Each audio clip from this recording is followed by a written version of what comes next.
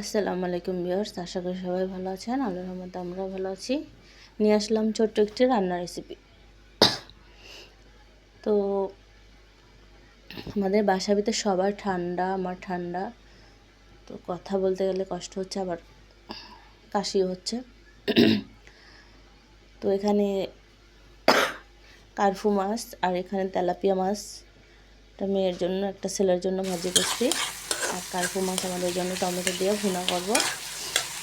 তো আমি কার্ফু মাছটা ভাজি নেই, কাঁচা রান্না করব। আর এখানে আমি পেঁয়াজটা ভালো করে লাল লাল করে ভেজে নেব।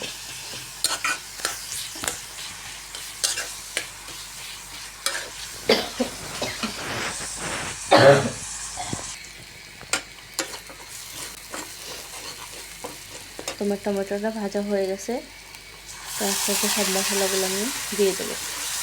একটু পানি দিয়ে দিলাম, যত ভাজাটা হয়ে গেছে বেশি, মশলাটা দিলে পুড়ে যাবে বা গ্যাসটা বের হবে।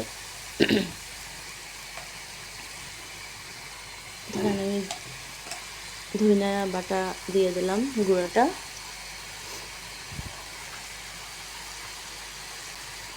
আর দিয়ে দিলাম রসুন বাটা, জিরা বাটা, দিয়ে দেবো হলুদের গুঁড়া।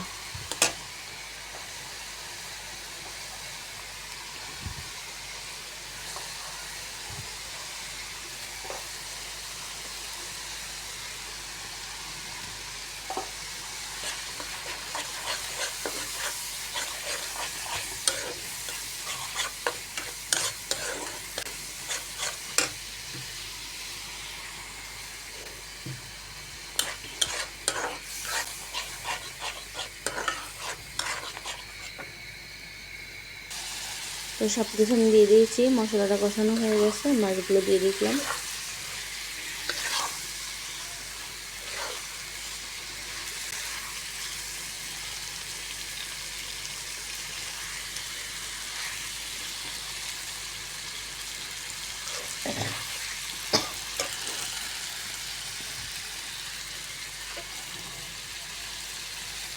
আর এটা হচ্ছে মাছের ডিম। ডিম মানে হয় নাই, ডিমটা আবার তৈরি হবে, ওই সঙ্গে হয়তো মাছটা আমাদের পেটে চলে যাচ্ছে। তো ভিডিওটা এই পর্যন্তই, ভালো থাকেন, আল্লাহ হাফেজ।